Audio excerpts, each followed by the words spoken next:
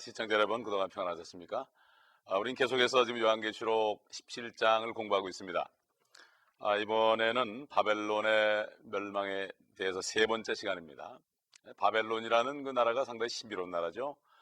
아주 옛날 그 초창기에 니무롯이라는 사람이 세운 바벨이 있습니다. 신할 땅에. 그 신비 종교, 그것이 바로 바벨론 종교의 시초입니다. 그 바벨론 종교의 시초는 어머니가 아들을 안고 있는 그리움으로부터 시작했는데, 바로 니무롯이 신이고 그 어머니 세메나미스가 결국 신의 어머니처럼 해서 이것이 쭉 넘어왔습니다. 이 바벨론 종교는 신비 종교입니다. 그렇기 때문에 그 니무롯에 있는 바벨론 나라가 나중에 결국 같은 신할 땅에 있는 그 느부갓네살에 의해선 바벨론 나라가 되어서 전 세계를 다스렸죠. 그 나라가 이스라엘 민족들을 포로로 잡아가고 예루살렘을 초토화했습니다. 지금 우리가 공부하는 이 바벨론은 큰 바벨론입니다. 세 번째 오는 바벨론인데 다 연관이 있는 것입니다. 그렇기 때문에 이 바벨이라는 나라는 그 속에 신비롭게 많은 것이 종교적인 요소가 있지만은 사실은 정치 집단입니다. 그렇기 때문에 우리가 이 바벨론이 앞으로 이제 다시 나타나고, 이 바벨론이 나타나는 그 외적인 정치 그 시스템이 바로 우리가 지금 보고 있는 그러한 종교 조직인데, 사실은 정치 집단인 것을 우리가 눈으로 볼 수 있어야 됩니다.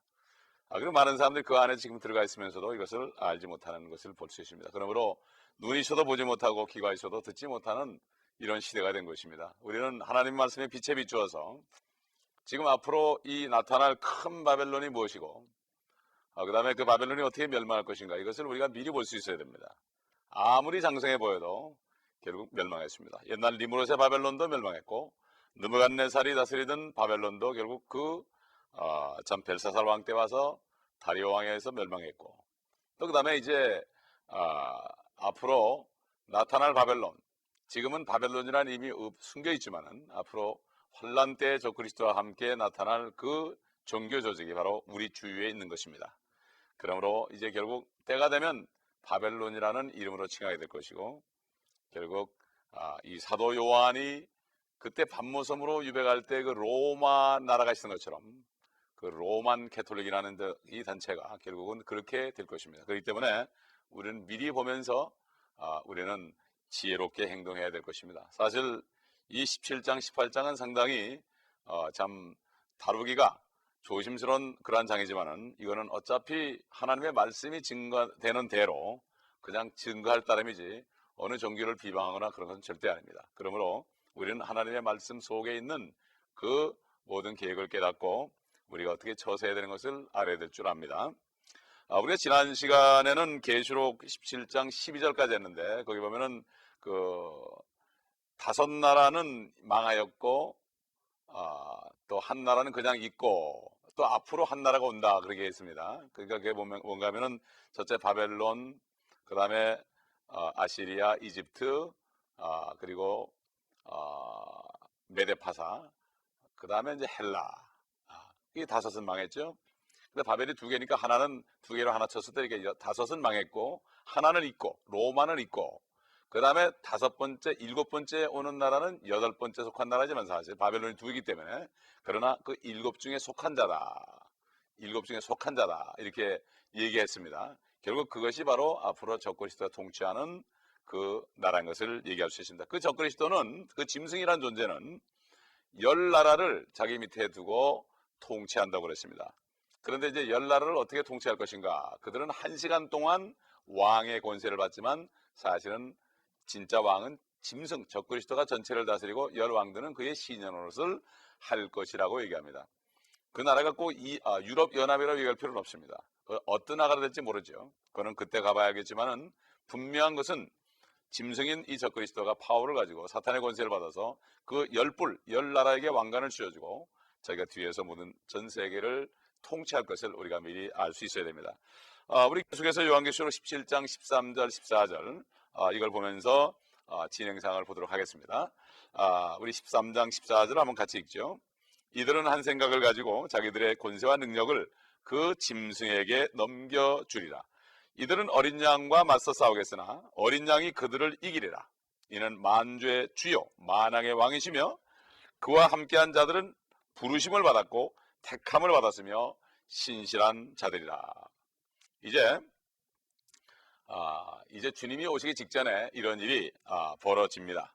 그리고 주님이 오실 때 성취되는데, 앞으로 주님이 오시기 직전에는 로마 제국이 다시 부활합니다.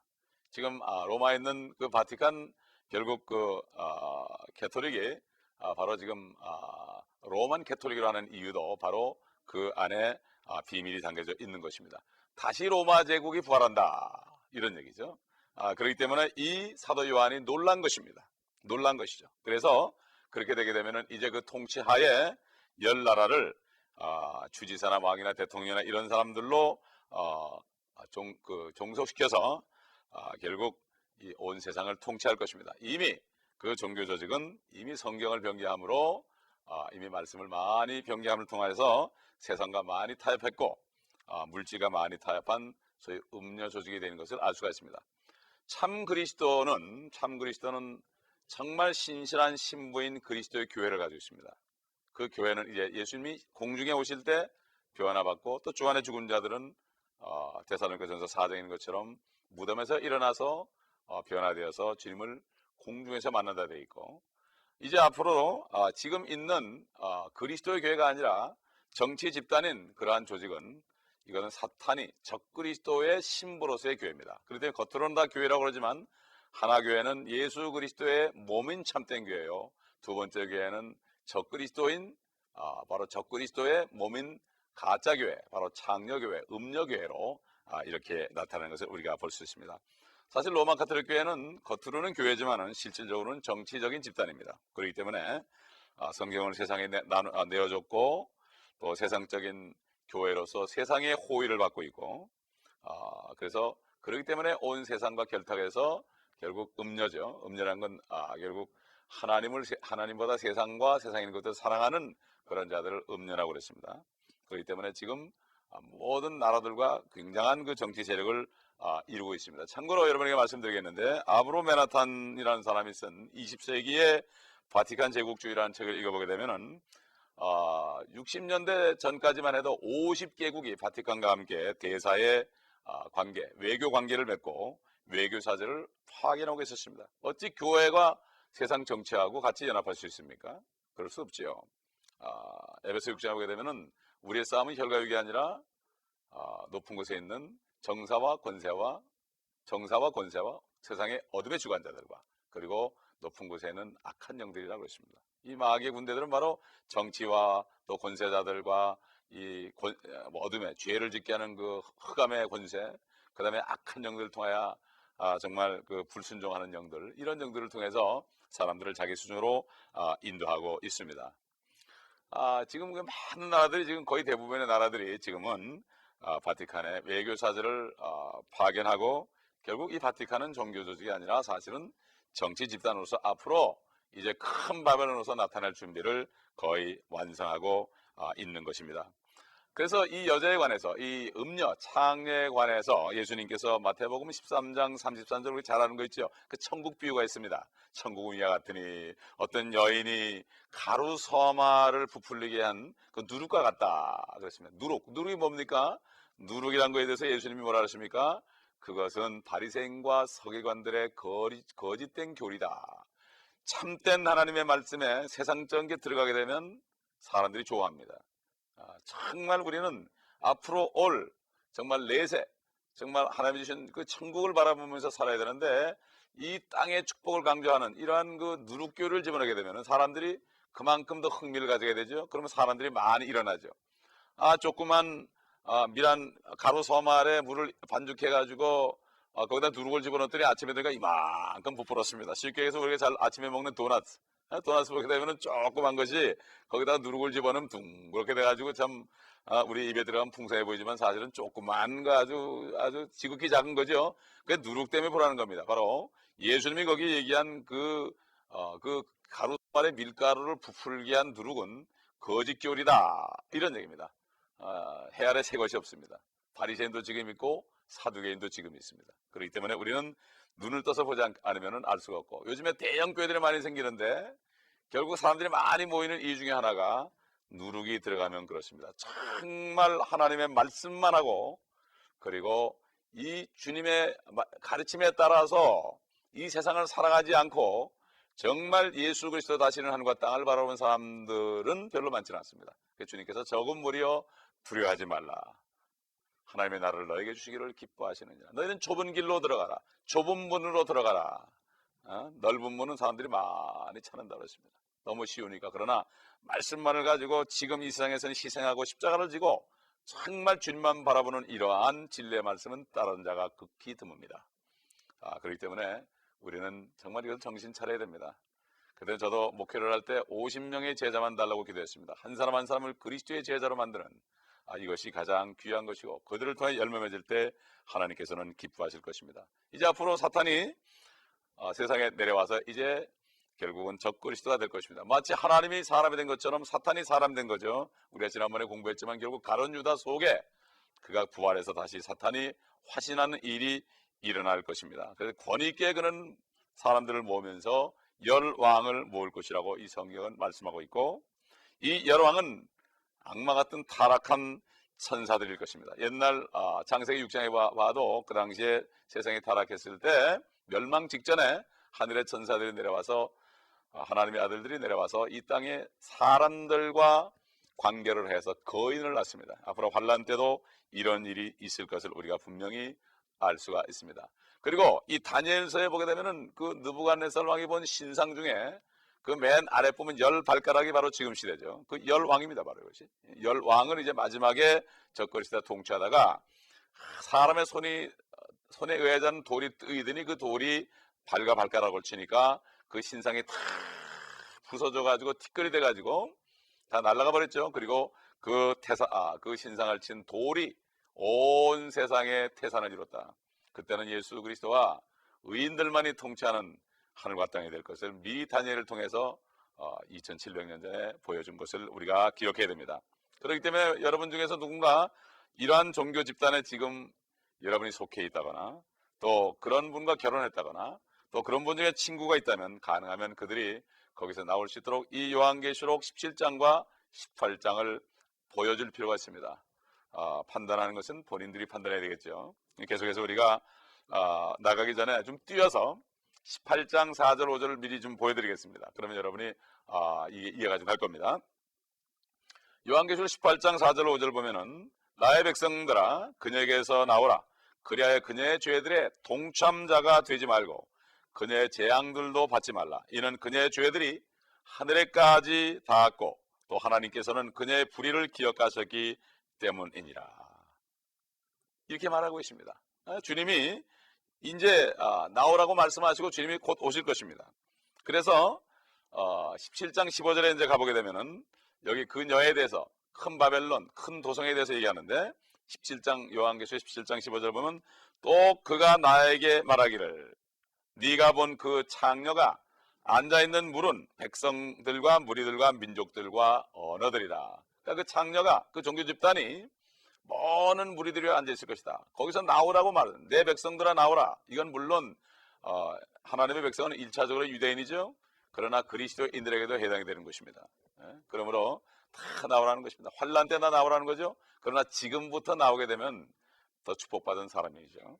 미리 알고 앞으로 될 것을 알고 미리 나와서 참 진리 예수 그리스도의 보혈을 통하여 예수 그리스도를 정말 믿음으로 나의 구세주로 영접하여서 이제 그분 앞에 내가 종이 되므로 그분의 영을 받아서 성령으로 거듭나게 되면은 이 환란에 넘어가지 않는 것입니다.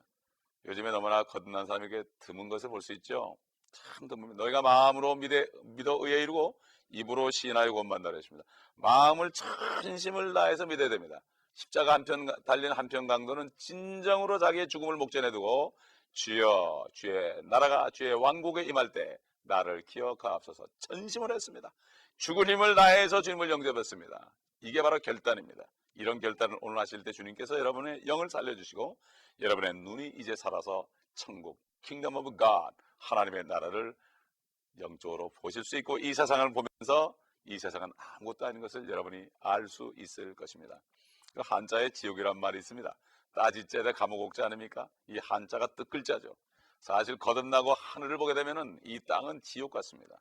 그러므로 우리는 거듭나야만 되는 것입니다. 여기 지금 그 여인이 많은 물이 앉아 있다. 이게 물은 많은 사람을 얘기했죠. 물이라는 것은 백성들과 무리들과 민족들이다. 사실 우리의 출생은 물과 관계가 있습니다. 최초에 하나님이 사람을 만들었을 때도 진흙을 물로 이겼죠. 사람의 몸이 지금 거의 75%가 물입니다. 그리고 첫 번째 출생은 어머니 태 속에 있는 그 양수 속에서 9개월이 있다 나옵니다. 물 속에서 태어나죠. 그래서 물과 성령으로 나지 아니하면 하나님의 나라를 볼 수 없다고 예수님이 요한복음 3장에 니고데모가 뭐지요?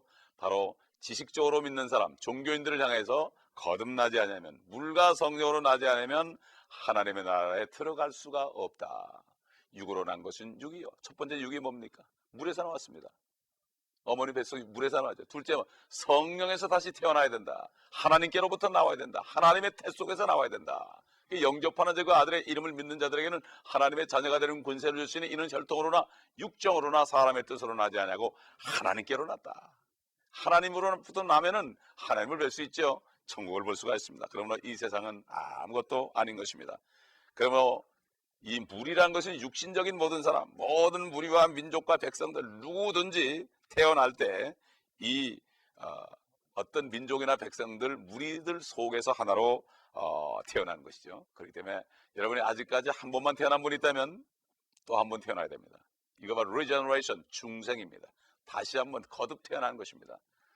이미 거듭 태어나지 않은 사람은 이미 죽어 있습니다. 영이 죽어 있기 때문에 죽은 영혼은 천국 갈 수 없고 하나님과 영원히 이별할 수밖에 없죠. 그것이 바로 지옥입니다. 그러므로 산자만이 하늘에 올라갑니다. 아브라함의 하나님, 이삭의 하나님, 야곱의 하나님, 나는 산자의 하나님이라고 그랬습니다. 여러분이 살았는지 죽었는지 지금 판단해 보시고, 그것을 판단하는데 죽었다면 예수 그리스도를 영접하고 생명을 영접할 때 그 안에는 생명을 받아들이셔서, 말씀 안에는 생명을 받아들이셔서 다시 부활하시길 바랍니다. 영이 부활하시길 바랍니다. 이것이 가장 큰 축복입니다. 우리 17장 16절 넘어가죠. 네가 그 짐승에게서 본 그 열불은 그 장녀를 증오하며 그녀를 패망시키고 벌거벗기며 그녀의 살을 먹고 그녀를 불로 태우리라. 결국 이 로만 캐토릭은 결국은 나중에 가서는 적그리스도에게 완전히 먹힘을 받고 멸망할 것을 쓰임만 받고, 온 세계를 통치하는데 쓰임만 받고 결국은 다 불로 살라지는 이러한 장면을 우리가 미리 볼 수 있어야 됩니다. 우리는 그 로마 교회의 결말을 이렇게 말씀을 통해서 볼 수가 있는 것입니다. 17장 16절에서 참 열왕이 신비죠. 큰 바벨론인 이 여자를 미워해서 그녀를 패망시키고 벌거벗겨서 태우는 것을 우리가 들었습니다. 이것은 18장 22절에서도 잘 나오는데, 거기 보면은 참 물에 빠져서 물속에서 가라앉는 장면이 나옵니다. 그런데 여기 예레미야서 51장 25절, 예레미야서 50장이나 51장은 그때 당시의 바벨론뿐만 아니라 앞으로 올 바벨론의 멸망이 한꺼번에 예언되어 있는데, 거기 잠깐 보면은 그 하반절에 보면은 너는 불탄 산이 되게 하리라. 불로 완전히 태워버릴 것이다. 이렇게 얘기했죠. 앞으로 이제 이 종교 집단은 불로 타가지고 물에 완전히 가라앉을 것입니다. 이것을 우리가 미리 봐야 되죠. 이 바벨론이 이같이 가라앉아서 결국은 그 재앙 속에 일어나지 못할 것입니다. 그래서 예레미야서 51장 54절에 봐도 이렇게 나오죠. 바벨론이 이같이 가라앉아 내가 그녀에게 내릴 재앙으로부터 일어나지 못하리라. 이렇게 되어 있습니다. 결국 앞으로 다 멸망할 것입니다. 옛날 니므롯 바벨론도 망했습니다. 느부갓네살 바벨론도 망했습니다. 앞으로 큰 바벨론도 망할 것입니다. 지금 우리가 볼 때는 그 집단이 아주 큰 집단입니다. 온 세계 거기에 우두머리가 가는 곳마다 열왕들의 환영을 받습니다. 그러나 시간 문제인 것입니다. 우리는 이것을 미리 알아야 되고, 예레미야서 50장과 51장을 여러분 자세히 읽어보시면 앞으로 바벨론이 어떻게 멸망할 것이라 하는 것에 대해서 여러분이 자세하게 읽을 수 있을 것입니다. 우리 요한계시록 17장 17절을 보도록 하겠습니다. 이는 하나님께서 자신의 뜻을 이루시려고 그들의 마음을 일치시켜 그들의 왕국을 그 짐승에게 주도록 하셨으니 하나님의 말씀이 이루어질 때까지니라. 잠시 동안 이 열왕들이 결국 그 마음이 일치돼서 짐승 적그리스도에게 완전히 그 왕국을 주어서 하나님의 말씀이 이루어지는 이것을 이룬다.